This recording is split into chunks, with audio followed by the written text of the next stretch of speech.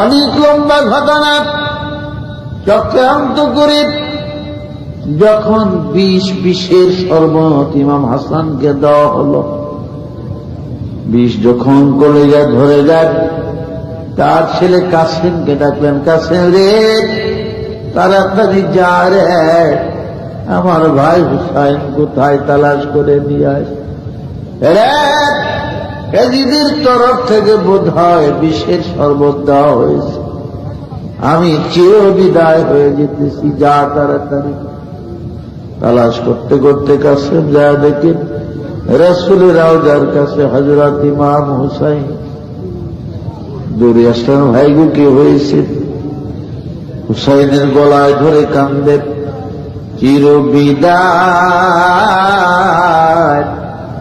দাও হে আমার ও ভাই হোসেন রে, ওরে ডাকিতেছে নানাজি আর মা। ও ভাই রে এমন দারুণ বিষ রে খাওয়াইল আমারে,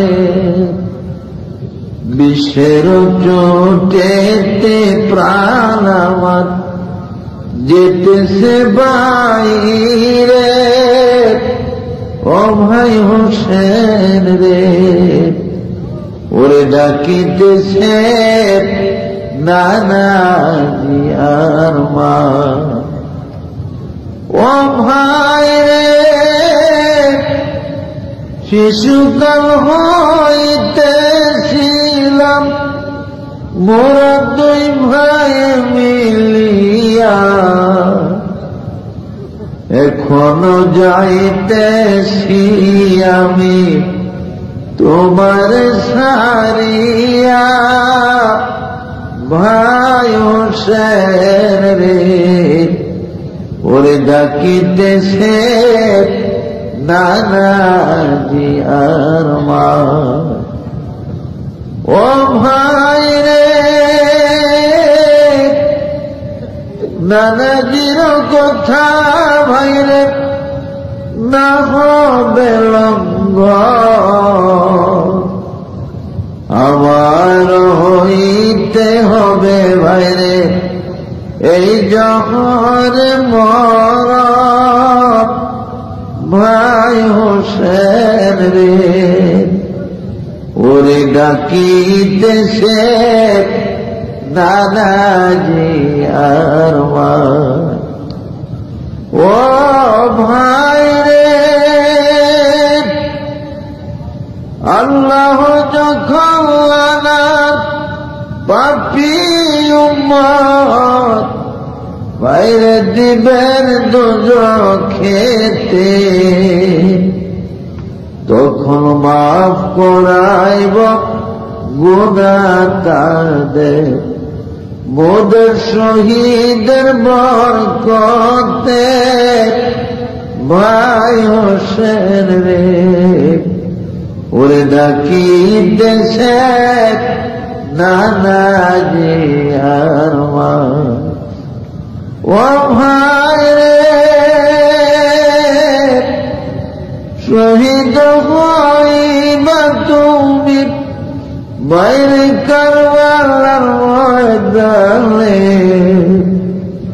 ওরে নবীর বংশের কেউ রবে না শুধু জয়নালার দিন বিলে। ভাই হোসেন রে, ওরে ডাকিতেছে নানাজি আর মা। ও ভাই রে আরো একটি কথা ভাই রে তুমি আমার রাখিও মনেতে, তোমার সখীরারে বিয়ে দিও ভাই রে ওই আমার কাশেমের সাথে। ভাই হোসেন রে ডাকিতেছে নানাজি আরমান। ও ভাই রে, শেষ সালাম দিয়া ভাই রে আমি বিদায় হয়ে যাই। এই সালামের জবাব যেন আমি কাল হাসরের দিন পাই। ভাই হোসেন রে ওরে ডাকিতেছে নানাজি আরমান। এমনি ভাবে হযরত ইমাম সাদাতের বিদায় হয়ে গেলেন। ইন্না লিল্লাহি ওয়া ইন্না ইলাইহি রাজিউন। মদিনায় জান্নাতুল বাকিতে মা ফাতেমার পাশে হাসানকে কবর দেওয়া হয়। আজ মদিনায় গেলে পাক পবিত্র হৃদয় নিয়ে নিশির রজনীতে আল্লাহর পাগল বান্দারা জান্নাতুল বাকিতে মা ফাতেমা হাসানের রওজার পাশে জিয়ারতে বসলেন, দাঁড়াইলেন। আজও যেন শোনা যায় হযরত হাসান এবং ফাতেমার কান্দনের আওয়াজ।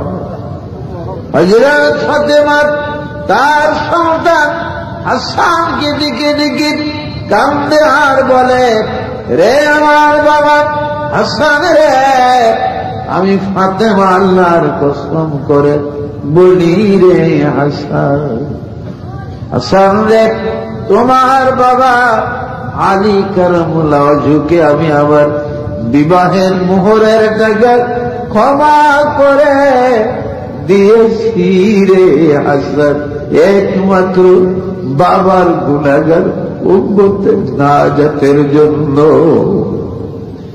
এই প্রতিউত্তর কান্নার শব্দ আজ হাসানের রওজা থেকে নবীর পাগলরা শুনে।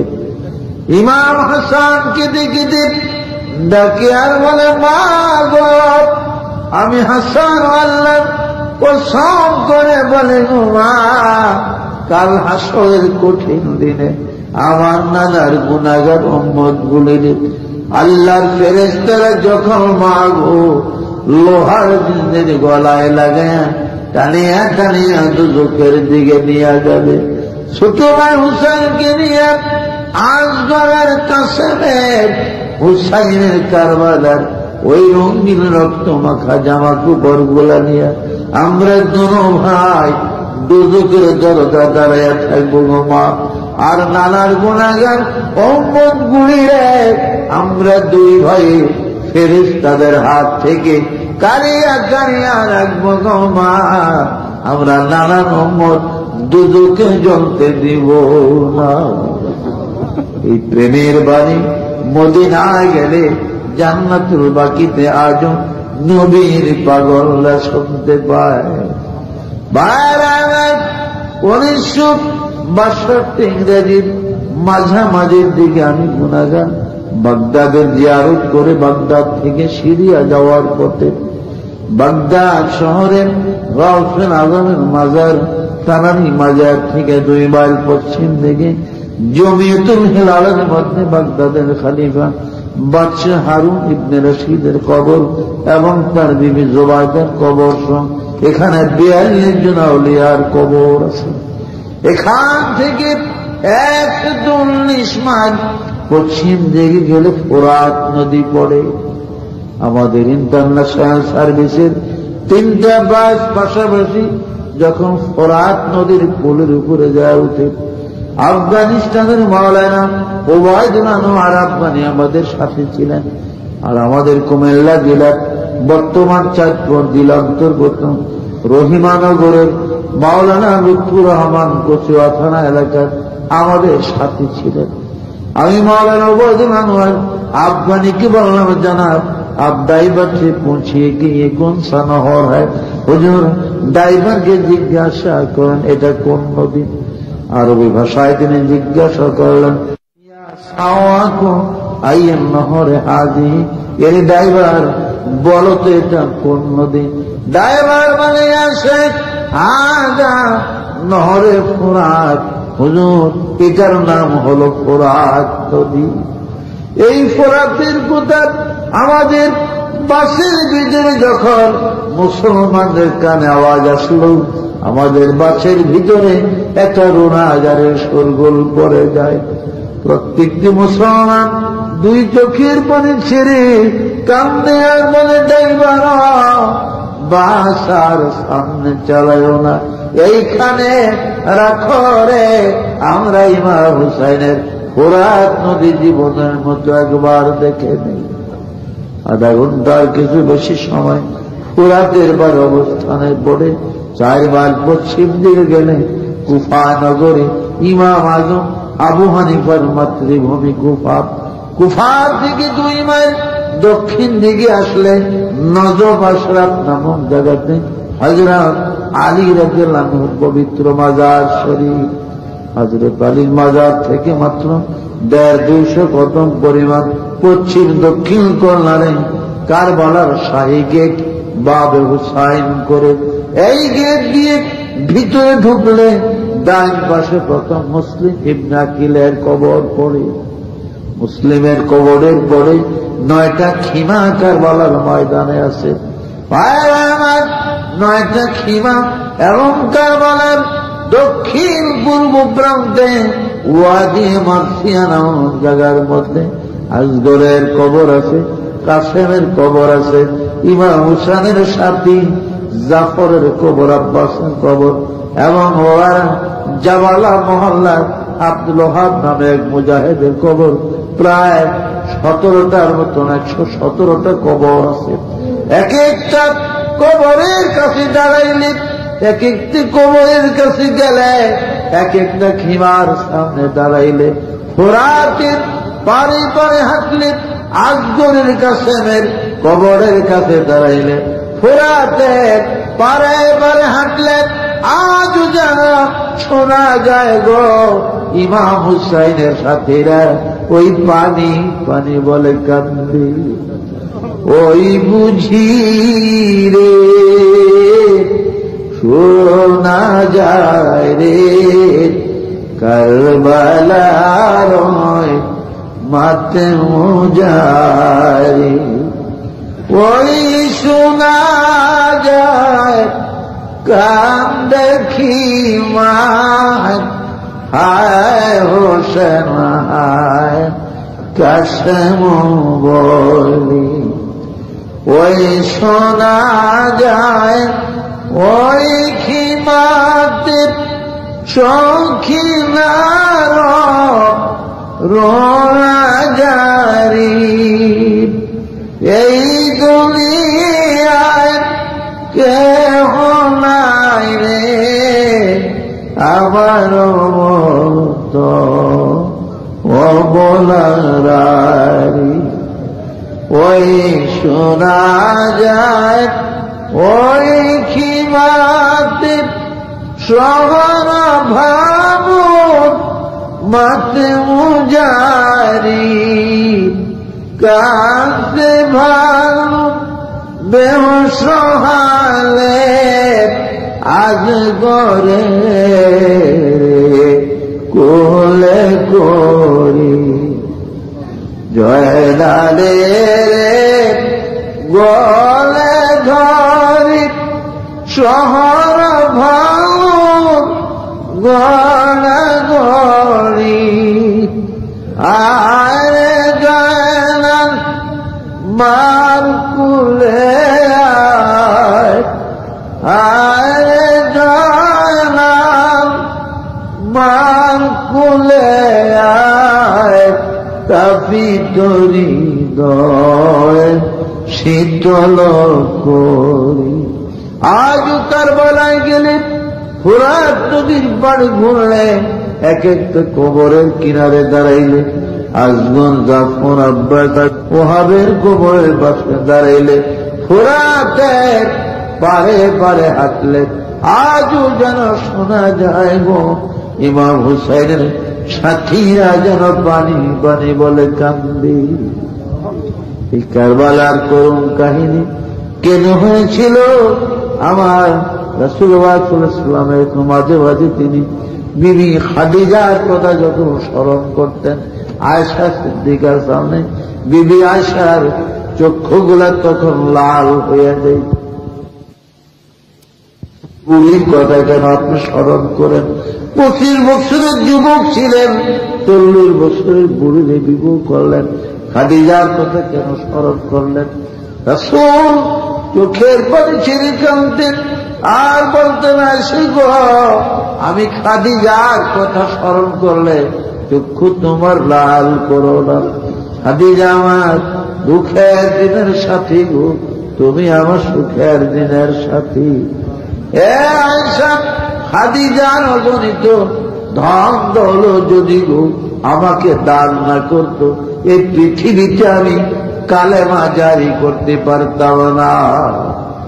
আমার খাদিজা যদি না হইতো ফাতেমা হতো না, ফাতেমা যদি না হইতো তাহলে হাসান হুসাইন হতো না, আর হাসান হুসাইন যদি না হইতো তাহলে শহীদে কারবালা হতো না, শহীদে কারবালা না হলে আমার গুনাহগার উম্মত জান্নাতে যেতে পারত না। আমার হাসান হুসাইনের এই খুনের বিনিময়ে, শহীদের বিনিময়ে আমার উম্মত আমি পান করব। ভাইরা, এবার ইমাম হুসেনের সাথীরা অনেকেই মারা গেলেন, অনেকেই মরে গেলেন। ভাইরা আমার, পানি অবরোধ করেছে আব্দুল ওহাব নামে জাবালা মহল্লার একটা ছেলে, মাত্র 14 বছরের যুবক, 17 দিন ধরে বিবাহ করেছে। মার একই সন্তান আদর করে বিবাহ করিয়েছে, আজ 17 দিন বিবাহের বয়স। নব স্ত্রীকে নিয়ে, নতুন বউ নিয়ে ঘরে বসে আছে। এমন সময় আব্দুল ওহাবের মা দরজায় দাঁড়ায় দেখি, রে আব্দুল ওহাব, কথা শুন, দরজায় দাঁড়া। বলে, কি বলবো মা, বলো। আব্দুল ওহাব রে, পথে দিয়া পথিক রে, বলতে বলতে গেল রাসূলের দুলাল ফাতেমার কলেজার টুকরা ইমাম হুসাইন নাকি কারবালায় বিপদে পড়ে গেছে, এদিদের সোনালা পানি বন্ধ করে দিয়েছে। আব্দুল ওহাব রে, আমার মন বলে রে বাবা, জান্নাতে যাওয়ার এমন সুযোগ জীবনে আর পাবি না। আর দেরি নাই, তাড়াতাড়ি আব্দুল ওহাব যুদ্ধের ঘোড়ায় চড়ে, যুদ্ধের পোশাক পরিধান করিয়া, তীর তলোয়ার ঢাল কামান নিয়ে মার দরজায় যায় হাজির। মার কদম বসি করে বলে, মা বিদায় দিগো মা, আমি ইমাম হুসাইনের সাহায্যের জন্য এই মুহূর্তে কারবালায় রওনা হলাম। ও মা, তোর ওহাবের বিদায় দেয়, আর হয়তো আসরের ময়দান ছাড়া দেখা হবে না। মা দুঃখেরই চোখের পানি ছেড়ে কেমন আব্দুল ওহাব রে, যাক আমি হাসি মুখে খালি খালায় তন্তর দিয়া তোর বিদায় করে দিলাম। যারে আব্দুল ওহাব, যা, আমার হৃদয় আমার মন ওই দিন ঠান্ডা হবে রে, যেদিন আসরের ময়দানে আল্লাহ রাব্বুল আলামিন আমাকে শহীদের জননী বলে ডাক দিবে। মায়ের থেকে বিদায় দিয়ে এবার আব্দুল ওহাব বিবির ঘরের দরজা আবার গেলেন। বিবি গো, আজ 17 দিন ধরে বউ বানায়া ঘরে আছে, জীবনের কত পরিকল্পনা, সংসারের কত বিলাস জীবন তোর চোখে ভাসতেছিল বিবি, সবই তো বিস্মার হয়ে যাবে। বিবি গো, তোর জীবন রাখার হয়তো পূরণ হলো না। রাসূলের নাতি ফাতেমার দুলাল হুসাইন গো কারবালায় বিপদে পড়ে গেছে, আমি মুসলমান হয়ে কেমন করে বসে থাকি।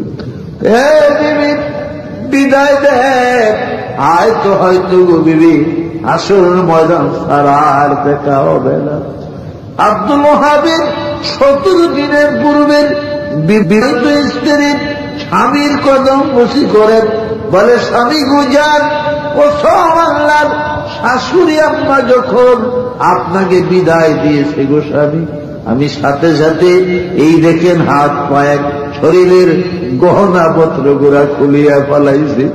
জানকুশাবি যান, আমি মন উজাড় করে অন্তর থেকে আপনাকে চির বিদায় দিলাম যান। আমার মন আমার অন্তর ওই দিন শান্তি পাবে। স্বামী খুঁজে দিন হাসরের ময়দানে আমার আল্লাহ পাক আমি অভাগিনীকে শহীদের স্ত্রী বলে ডাক দিবে। তারাই ছিলেন মুসলমান, তাদের ছিল ঈমান, রাসূলের প্রতি আওলাদের প্রতি কত প্রেম, কত মহব্বত তাদের ছিল। সুবহানাল্লাহ। এই জন্য ইমাম হযরত ফাতেমা রাদিয়াল্লাহু আনহা মুফতি শফি রহমাতুল্লাহর কিতাব রাহে হক এবং শফি নাই নুহের মধ্যে আছে, বিভিন্ন কিতাবও আছে। আমার হাসান হুসাইনকে ভালোবেসে তাদের দুঃখের জীবনের কথা স্মরণ করেন। আমার বাবার কোন মতে চোখের যদি এক ফোঁটা পানি জমিনে পড়ে কসম আল্লাহর বাবা ওই উম্মত ছাড়া আমি ফাতেমা জান্নাতে যাব না। বলেন আলহামদুলিল্লাহ। কাজী ভাইরা, এই রবীন্দ্র মুসলিমনগর, এই মাদ্রাসা রবির ঘর, আপনারা বহু টাকা পয়সা অনেক কিছু এই মাদ্রাসার জন্য আপনারা দান করেছেন। এর যাজা খায়ের অবশ্যই পাবেন, এর প্রতিদান। কারণ এর প্রতিদান আল্লাহ অবশ্যই দিবেন। তবে যা হোক, আপাতত কিছু যদি কেউ বাকি থেকে থাকেন আপনারা কিছু দেন, 100, 200, 500 আসেন নাকি কিছু বাকি থাকি আপনাদের। بلغ العلا بكمالي كسب الدجى بجمالي أسود جميع خصاله। প্রত্যেকে কয়েকবার আস্তাগফিরুল্লাহ পড়েন। বিসমিল্লাহির রহমানির রহিম। আস্তাগফিরুল্লাহ আস্তাগফিরুল্লাহ আস্তাগফিরুল্লাহ। বিসমিল্লাহর সাথে সূরা ফাতিহা একবার আর সূরা ইখলাস অর্থাৎ কুল হুয়াল্লাহু শরীফ 3 বার সকলে পড়েন। এটা কবরবাসীদের প্রতি লক্ষ্য করে। ربنا ظلمنا أنفسنا وإن لم تغفر لنا وترحمنا لنكونن من الخاسرين رب ارحمهما كما ربياني صغيرا رب ارحمهما كما ربياني صغيرا رب ارحمهما كما ربياني صغيرا। يا الله 2 দিন ব্যাপী মাদ্রাসা ইসলামী জলসার শেষ মুহূর্তে আমরা আপনার শাহী দরবারে জীবনের গুনাহ লইয়া উঠেছি। আল্লাহ আমাদের সকলের জীবনের গুনাহ মাফ করে দেন। ইয়া আল্লাহ এর হাদিয়া সবগুলি প্রিয় নবীজি রাজা পাকে সোনার মদিনায় পৌঁছিয়ে দেন। রাসূল পাকের আলো আওলাদ আজওয়াজ মুতাহারাত রিদওয়ান আজমাইন দরবারে পৌঁছিয়ে দেন। तमाम अंबिया तमाम जाने मोमिन मोमिनात मुस्लिम मुस्लिमात फिर माशाइख বলে গৌস কুতুব থেকে রাজে বসে দেন। আল্লাহ আমাদের মা বাবার কবর জান্নাতের বাগান করে দেন, তাদের কবরে রাজিয়া বসিয়ে দেন। আল্লাহ ইয়া মাবুদ, আল্লাহ আমাদের মধ্যে যারা বেনামাজি তাদের নামাজি বানায়া দেন।